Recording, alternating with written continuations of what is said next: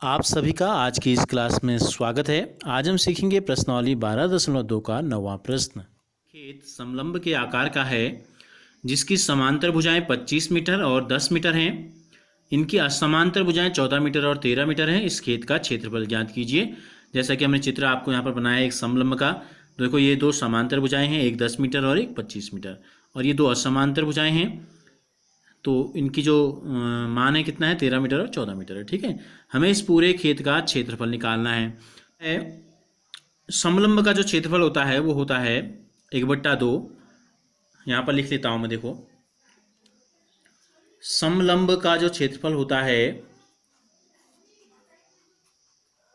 इसका सूत्र होता है 1/2 गुणा समांतर भुजाओं का योग, समांतर भुजाओं का योग गुणा ऊंचाई। ऊंचाई का मतलब यहाँ पर होता है कि दोनों समांतर रेखाओं के बीच की जो दूरी होती है, ठीक है, ये होती है ऊंचाई। तो अब हमें क्या पता है, हमें समांतर भुजाएं तो पता है लेकिन इसकी हाइट पता नहीं है। तो हम क्या करते हैं, हाइट पता करने के लिए हम क्या करते हैं, हम इस बिंदु से इस रेखा के समांतर एक रेखा यहाँ खींचते हैं। ठीक है, हो गया। तो उससे क्या होगा, इस रेखा के समांतर एक रेखा हम यहाँ से खींचते हैं। ये 10 मीटर है तो ये दूरी भी कितनी हो जाएगी, 10 मीटर हो जाएगी। ये दो पहले से ही समांतर रेखाएं थी, ये दो समांतर रेखाएं हमने और खींची तो क्या होता है, समचतुर्भुज बन गया। तो समचतुर्भुज में क्या होता है, सम्मुख भुजाएं बराबर होती हैं। ये 13 मीटर है तो ये भी 13 मीटर हो गई। ये 10 मीटर है तो ये भी 10 मीटर हो गई। अब ये पूरा यहाँ से यहाँ तक 25 मीटर है, 10 कम कर दो 25 में से तो ये कितना बच गया, ये बच गया 15 मीटर। अब हमको एक त्रिभुज प्राप्त हुआ। इस त्रिभुज की तीनों भुजाएं हमें पता चल गई हैं। तो हम क्या करते हैं, इस त्रिभुज की जो हाइट है, इस त्रिभुज की जो ऊंचाई है, यानी कि यहाँ से लेकर यहाँ तक की, देखो ये ऊंचाई जो है, यही ऊंचाई जो है इस समचतुर्भुज की भी है। तो हम क्या करेंगे, इस त्रिभुज का क्षेत्रफल निकालेंगे। त्रिभुज का क्षेत्रफल क्या होता है, हिरोन के सूत्र से एस, एस माइनस ए, एस माइनस बी और एस माइनस सी। एस का मान, ए का मान देखो क्या है, 15 ले लिया हमने, 15 मीटर। बी का मान 13 मीटर।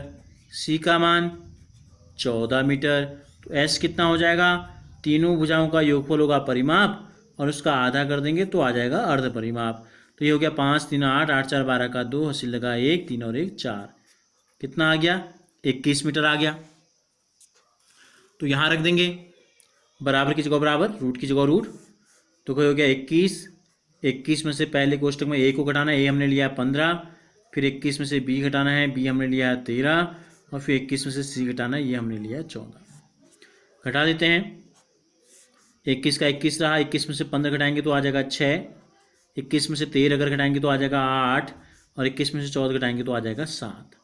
गुणनखंड कर लेते हैं, 3 सत्ते 21 होता है, और 6 को लिख देंगे 2 3 6, 8 को लिख देंगे 2 दूनी 4 दूनी 8, और 7 को रहने देंगे 7 ही। ठीक है, तो क्या होगा, 7 का एक जोड़ा बन गया। देखो 2 बार 7 आए हैं, 7 का बन गया एक जोड़ा, 7 बाहर ले लिया।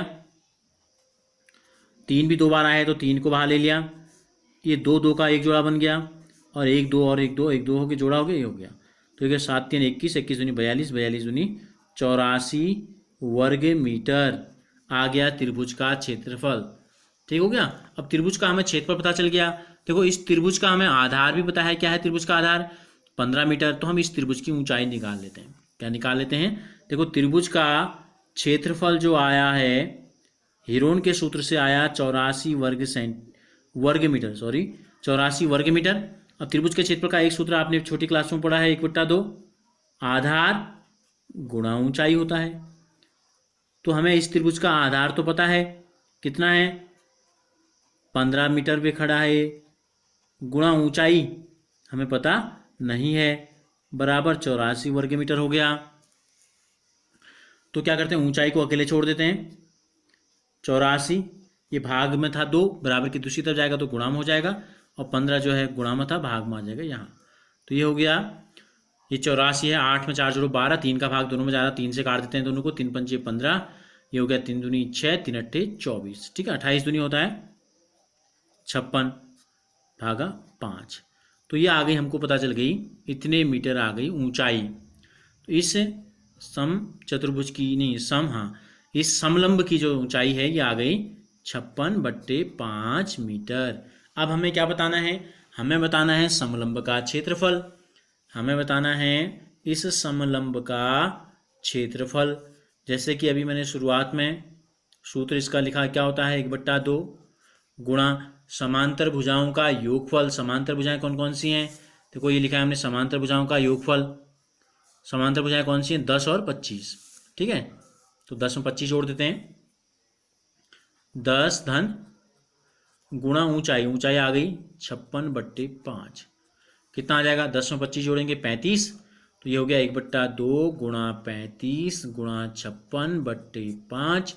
5 का भाग जाता है 35 में, ठीक है, 5 सत्ते 35, 2 का भाग 56 में जाएगा 28 बार। ये हो गया 28 गुणा 7, 7 गुणा 28 यानी कि 7 अट्ठा 56 का 6 हाथ से लगा 5, 7 दूनी 14 और 5 आ गया 19। तो यानी कि इस पूरे समलंब का जो क्षेत्रफल आया ये हमको प्राप्त हो गया 196 वर्ग मीटर, और यही हमसे पूछा गया था। अगर आपको ये वीडियो अच्छी लगी तो इसे लाइक ज़रूर कीजिए और हमसे जुड़े रहने के लिए चैनल को सब्सक्राइब कर बेल आइकन को ज़रूर प्रेस कीजिए। और इससे पहले के वीडियोज़ देखने के लिए जो लिंक आपको दिखाई दे रहा है क्लास 9 मैथ्स, उस पर क्लिक कीजिए।